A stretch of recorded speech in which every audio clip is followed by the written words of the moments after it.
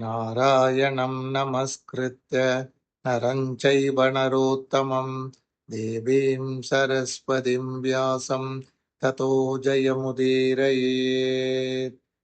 ஹரி ஓம். இப்ப வைசம்பாயனர் ஜனமேஜயன் ராஜாவுக்கு உபரிசரவசுவின் கதையை திருப்பி சொல்லிட்டு வரார். இப்ப ராஜாவே நீங்க கேளுங்கோ அப்படின்னு சொல்லிட்டு, ஒரு சமயம் இந்த உபரிசரன்ற ராஜா அந்த சேதி நாட்டை ஆண்டு கொண்டு இருக்கும்போது அவனுடைய பட்டணத்துக்கு சமீபமா வெள்ளம் ரொம்ப பெருகி ஓடுற சுக்திமதி அப்படின்ற ஒரு நதி இருந்தது. அந்த நதியை ஒரு காலத்துல கோலாகலம் அப்படின்ற பர்வதம் புருஷ ரூபமா உருவம் எடுத்துட்டு அந்த நதியை தடுத்து நிறுத்தினது. அப்ப அந்த நதி சுக்திமதின்ற நதி தன்னை யாராவது காப்பாற்றணும்னு வேண்டும் போது இந்த உபரி சரவசு ராஜா என்ன பண்றான், தன்னுடைய கால்களால அந்த சுபத்தை எட்டி உதைக்கிறான். காலால் உதைக்கப்பட்ட அந்த கோலாகலம்ன்ற மலையானது உடனடியே ரெண்டா பிளந்துண்டு அந்த சுக்திமதி நதியில வந்த வெள்ளம்லாம் அந்த பிளந்த வழியா நல்லா சுமூகமா போயிடுது. அந்த சமயத்துல இந்த சுக்திமதி நதியில 2 குழந்தைகள், ஒரு ஆணும் ஒரு பெண்ணுமாக 2 குழந்தைகள் உருவாரா. இந்த சுக்திமதி என்ன பண்றா, தன்னை அந்த கோலாகலம் அப்படின்ற விஷத்தேந்து நம்மளை காப்பாத்தினதுனால இந்த ராஜா கிட்ட சந்தோஷத்தோட இந்த பெண்ணை நீ உன்னுடைய மனைவியா வரிச்சுன்று, இந்த பையனை உன்னுடைய ராஜ்யத்துக்கு சேனாதிபதியா நீ வச்சுக்கோ அப்படின்னு சொல்லிட்டு அவ மறைஞ்சு போயிடுறான். இதை கேட்ட உடனே அந்த ராஜா என்ன பண்றாரு, அந்த 2 குழந்தைகளும் வாங்கிட்டு அந்த பையனை தன்னுடைய சேனாதிபதியாகவும் அந்த பெண்ணுக்கு கிரிகைன்ற பேரிட்டு அவளை தனக்கு கல்யாணமும் பண்ணி வச்சுன்றார் அவரு. இப்படி இந்த வசுவின் மனைவியான கிரிகையும் வசுவும் சந்தோஷமா அவ வாழ்க்கையை நடத்தின்னு இருக்கும்பொழுது ஒரு நாள் இந்த ராஜாவுடைய கனவுல அவளுடைய பித்திருக்கள்லாம் வரா. அவ நீ உபரிசரன், உடனே நீ காட்டுக்கு போய் அங்க நிறைய கொடிய மிருகங்கள்லாம் ஜனங்களுக்கு துன்பப்பட்டு கொடுத்துட்டு இருக்கு, அதை நீ வேட்டையாடணும் அப்படின்னு சொன்ன உடனே பித்ரு வாக்கியத்தை தலைமையில எடுத்துட்டு இந்த உபரி சரவசன்ற ராஜா என்ன பண்றார், குதிரையில ஏறி காட்டுக்கு போயிடுறார். அதே சமயம் இந்த அவனுடைய மனைவியான கிரிகை என்ன பண்றா, தங்களுக்கு ஒரு சந்தான பாக்கியம் வேணும் அப்படின்ற ஏக்கத்தோட இங்க அரண்மனையில இருந்துட்டு இருக்கா. காட்டுக்கு வேட்டையாடிய போன இந்த ராஜா என்ன பண்றார், அங்க இருக்கிற துஷ்ட மிருகங்கள் எல்லாம் வேட்டையாடிட்டு இருக்கும் போது கூட தன்னுடைய மனைவி ஞாபகமாவே இருக்கு. அதனால என்ன பண்றார், ஒரு அரச மரத்தடி கீழே உட்கார்ந்துட்டு யோசிச்சுட்டு இருக்கும்போது, அவரும் ஒரு ராஜ ரிஷி இல்லையா, அதனால அவருக்கு ஒரு யோசனை தோன்றது. நம்ம இந்த நம்ம பித்திருக்கள் சொன்ன வார்த்தையை கேட்டு இந்த மிருகங்களை எல்லாம் வேட்டையாடிட்டு போறதுக்குள்ள நாள் கடந்து போயிடும். அதனால நம்மளும் நம்ம மனைவியுமா சந்தான பாக்கியம் கொண்டு வரணும்னு வேண்டின்றதுக்கோசரம் நம்ம ஒரு கர்ப்பாதானம் பண்ணலாம் அப்படின்னு முடிவு பண்ணிட்டு என்ன பண்றாரு அந்த ராஜா, அதுக்கு உண்டான மந்திரங்களை எல்லாம் பிரயோகிச்சு கர்ப்பாதானத்தை எடுத்து அதை அங்க இருக்கிற ஒரு பெரிய பருந்து ஒண்ணு இருக்கு, அந்த பருந்தை கூப்பிட்டு அதுங்கிட்ட இந்த கர்ப்பாதானத்தை கொண்டு போய் என்னுடைய மனைவியான கிரிகை கிட்ட பத்திரமா கொடுத்துரு அப்படின்னு சொல்லி அதுக்கு ஒரு மந்திரத்தை சொல்லி வச்சுடுறார். அந்த பருந்து என்ன பண்றது, உடனே ராஜா சொன்னதை கேட்டுண்டு அந்த கர்ப்பாதானத்தை எடுத்துண்டு வேகமா வானத்துல பறந்து வந்துட்டு இருக்கு. அப்ப எதிர்க்க இன்னொரு பருந்து வருது. இந்த வறந்த பருந்து என்ன பண்றது, இந்த பருந்துடைய வாயில ஏதோ மாமிச பிண்டம் மாதிரி இருக்கேன்னு நினைச்சுட்டு அது கூட மூக்கால சண்டை போடுது. 2 பருந்தும் 2 பருந்தும் சண்டை போடுற அந்த வேகத்தினால என்ன ஆயிடுத்து, இந்த கர்ப்பாதானத்தை கவி கொண்டு வந்த பருந்தின் வாயிலிருந்து இந்த கர்ப்பாதானம் கீழே விடுறது.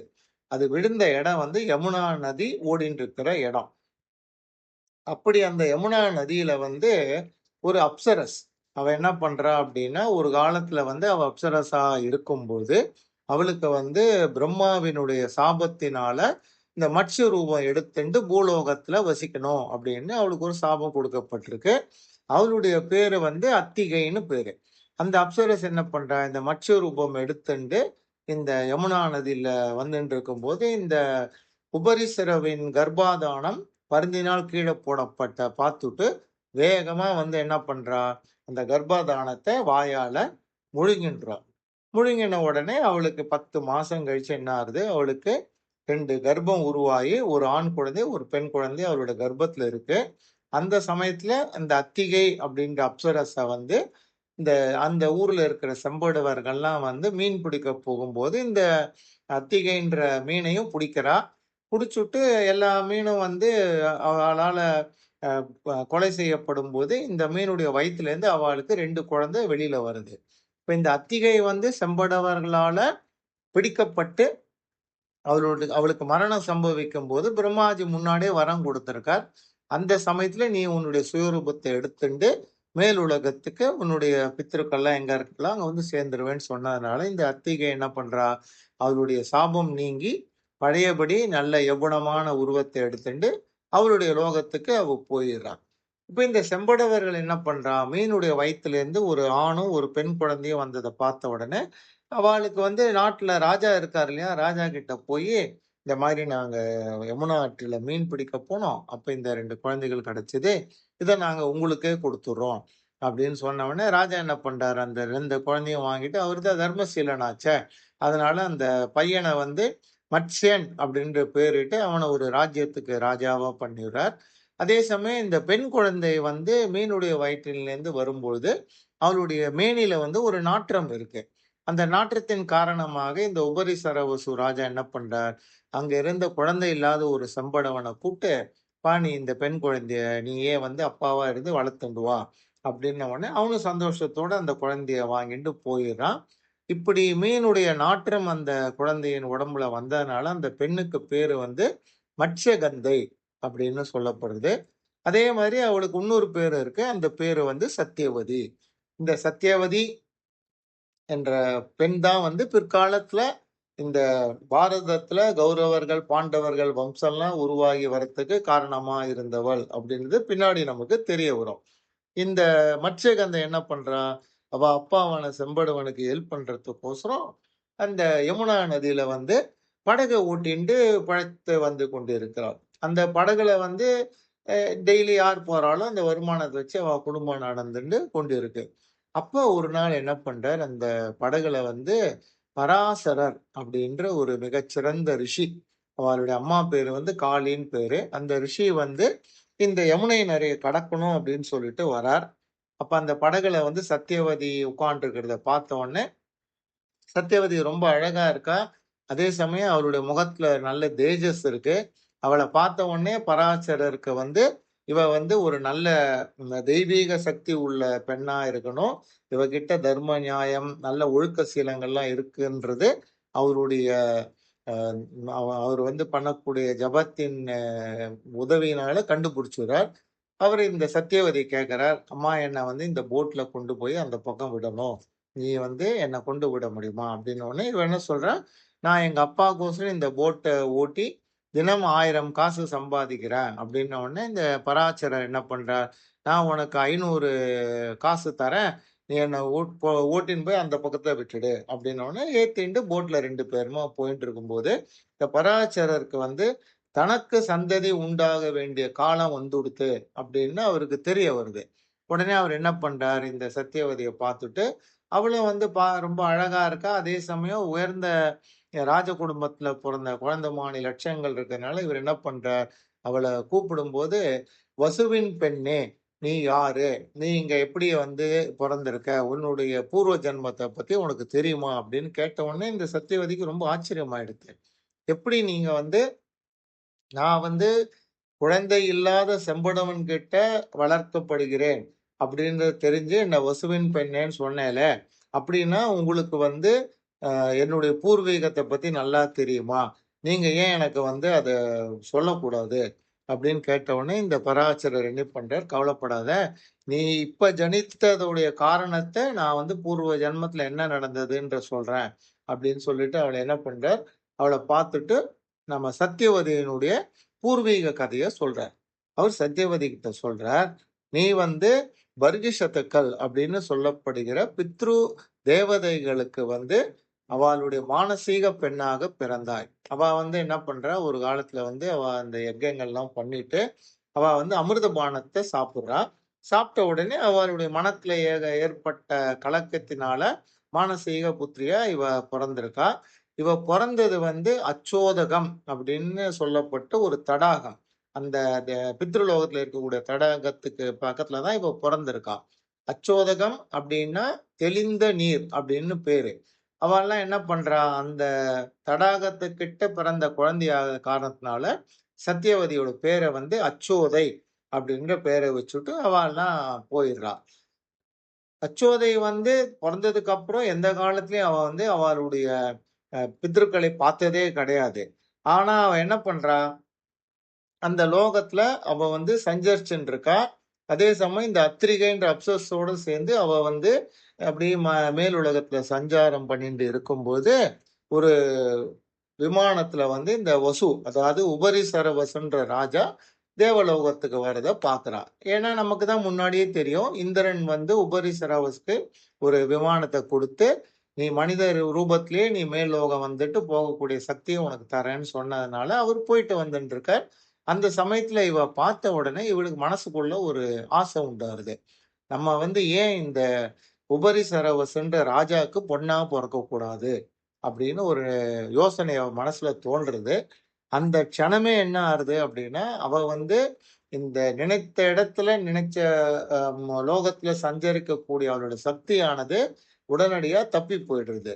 ஏன்னா, அவ மனசுல வந்து ஒரு கலக்கம். அதாவது தர்மத்துக்கு புறம்பா தனக்கு பித்ருக்கள் இருக்கும்போதே இன்னொருத்தர் வந்து தன்னுடைய பித்ருவா வரணும்னு ஆசைப்பட்ட காரணத்தினால, அது தர்மத்துக்கு எதிரான ஒரு சிந்தனைன்ற காரணத்தினால, அவளுக்கு பாவம் ஏற்பட்டு, அந்த க்ஷணமே அவளுடைய சக்தியானது போயிட்டு அவ அப்படியே மேலேருந்து கீழே விழறா. அப்படி அவ கீழே விழற சமயத்துல அவளுக்கு சமீபமா ஒரு விமானம் ஒண்ணு போகுது. அதாவது நான் சொல்றது வந்து இந்த தேவலோகத்துல அவெல்லாம் பிரயாணம் பண்ணுவதற்கு உபயோகப்படுத்தக்கூடிய விமானம். அந்த விமானத்துல வந்து அதனுடைய ஜன்னல்கள், அதாவது பலகணின்னு சொல்லுவோம், அது வழியா விழக்கூடிய சூரிய கிரகணங்கள் இருக்கு இல்லையா, அது வந்து அந்த விமானத்துக்குள்ள புகை மாதிரி அப்படியே படிஞ்சிருக்கு. அந்த இடத்துல வந்து சின்ன ஒரு அணுவை விட சின்னதான சைஸ்ல அதுக்கு வந்து திரசரேனு அப்படின்ற பேராம். அப்படி சொல்லப்பட்ட அணுவை விட சின்னதாக இருக்கக்கூடிய அவ வந்து அவளால எல்லாரையும் பார்க்க முடியுமா, ஆனா அவளுடைய அங்கங்கள் அவயங்கள் எல்லாம் வந்து அவளுக்கு மறைஞ்சு போயிருக்கும். அவ தான் வந்து இந்த அச்சோதையுடைய பித்ருக்கள். அவ அந்த விமானத்துல ஏறி அவ போயின்னு இருக்கா. அந்த சமயத்துல தலைகீழா விழற இந்த குழந்தைய, இந்த பெண்ணை பார்த்த உடனே இவ வந்து இவளுக்கு தெரிஞ்சு விடுது, நம்மளுடைய தகப்பனார்கள் தான் இந்த விமானத்துல போறா அப்படின்னு. அவ வந்து அவளை பார்த்து அபய குரலோட தந்தைமார்களே அப்படின்னு சத்தம் போடுறா. அவளும் உடனே இவளுக்கு பதிலுக்கு என்ன சொல்றா, நீ கவலைப்படாத, பயப்படாத அப்படின்னு சொன்ன உடனே நீ அவள் ஆகாயத்திலே நிற்பாயாகன்னு அவ ஒரு வார்த்தையை சொல்றா. அதை கேட்ட உடனே இந்த அச்சோதை என்ன பண்றா, மேலேந்து விழுந்த இடத்திலே அப்படியே நிக்கிறா. அப்ப தன்னுடைய பிழையினால தன்னுடைய யோக மகிமை தப்பி கீழே வந்த அந்த பெண்ணை வந்து அந்த பித்தருக்கள்லாம் பார்த்துட்டு என்ன சொல்றா, நீ வந்து செஞ்ச குற்றத்தினால உன்னுடைய யோக சக்தியானது இல்லாம போய் இப்ப நீ கீழே விழுந்து போயிட்டு இருக்க. அதாவது நீங்க அவ இருக்கக்கூடிய லோகத்துல வந்து தேவர்களும் சரி இவாளும் சரி எந்தெந்த சரீரங்களால என்னென்ன கர்மால செய்யறாளோ அந்தந்த கர்மங்களுக்கான பலனை அப்பவே அனுபவிச்சுறா. அதே மனுஷ லோகத்துல இருக்கிறவா என்ன பண்றா, தாங்கள் செய்யக்கூடிய கர்மாவின் பலனை அடுத்த பிறவில அதுக்கேத்த மாதிரி ஒரு ஜன்மாவை எடுத்து அந்த பலனை வந்து அவ அனுபவிக்கிறா. அதே சமயம் இந்த தேவலோகத்துல இருக்கிறவாளுக்கு மற்றும் அவ எந்த தேகத்தோட கர்மாக்களை செய்கிறாளோ அந்த கர்மாவின் பலனை அவ அனுபவிப்பா. நீ செஞ்ச இந்த தவறான கர்மாவினால உனக்கு உடனடியா அது பலித்து இப்ப நீ வந்து கீழே விடுற. சோ இதுக்கான பலனை நீ பூலோகத்துல போய் நீ வந்து அனுபவிக்க போற. நீ உனக்கு பிதா இல்லாத மாதிரியான ஒரு பிறவிதான் உனக்கு அங்க கிடைக்க போகுது. அதே சமயம் நீ மனசுக்குள்ள இந்த உபரிசரவசு அப்படின்ற வசுவின் ராஜாவுக்கு பொண்ணா பிறக்கணும்னு நீ ஆசைப்பட்டதுனால நீ என்ன பண்ண போற, இந்த யமுனா நதியில இருக்கக்கூடிய மத்ஸ்ய ரூபத்துல இருக்கிற அத்திகை என்ற ஆஹ், அப்சரசின் வயிற்றுல தான் நீ பிறக்க போற அப்படின்னு சொல்லிடுறா. அதுக்கப்புறம் அடுத்ததே அவ சொல்றா, உனக்கு வந்து பராசரர் அப்படின்ற மிக பெயர் பெற்ற புகழ்வாய்ந்த ரிஷி கிட்ட இருந்து ஒரு பையன் உனக்கு பிறக்க போறான். அந்த பையன்தான் மிகப்பெரிய மகரிஷியாக மாறி இந்த வேதங்களை எல்லாம் வகுத்து இந்த லோகத்துல வந்து தர்மம் நிலைநாட்டுவதற்கான காரியத்தை செஞ்சு மகாபாரதம் என்று சொல்லப்பட்ட 5வது காவியத்தை இயக்க போறான் அப்படின்னு சொல்லிட்டு அவ என்ன பண்றா? மறைஞ்சு போயிறா. இவளுடைய பேச்ச கேட்ட அப்படி கீழ விழுந்த சத்தியவதி தான், நீ வந்து அந்த ம அத்திகை என்ற அப்சரசின் மீனின் வயிற்றில போயி, நீ பெண்ணா பொறந்திருக்க. உண்மையிலேயே உன்னுடைய அப்பா வந்து நீ விரும்பினபடியே உபரிசரவசு என்ற அந்த வசுண்ட ராஜா தான். அதனால உனக்கு இந்த பிறவி கிடைச்சிருக்கு. அப்படின்னு சொல்லி, அவளுடைய பிறப்பின் ரகசியத்தை சொன்ன உடனே, அ அச்சோதகை என்று சொல்லப்பட்ட இந்த ஜன்மாவில் சத்தியவதி மற்றும் மத்ஸ்யகந்தை அப்படின்னு சொல்லப்பட்ட இந்த பெண்ணுக்கு வந்து மிக சந்தோஷம் ஆயிடுச்சு. இப்ப அந்த பராசரர் முனிவர் வந்து இந்த சத்தியவதி கிட்ட ஒரு கேள்விய கேட்கிறார். அது கேள்வி என்ன? அதுக்கு வந்து சத்தியவதி என்ன பதில் சொன்னா? அப்படின்றத நம்ம அடுத்த எபிசோட்ல பார்க்கலாம். ஹரி ஓம்!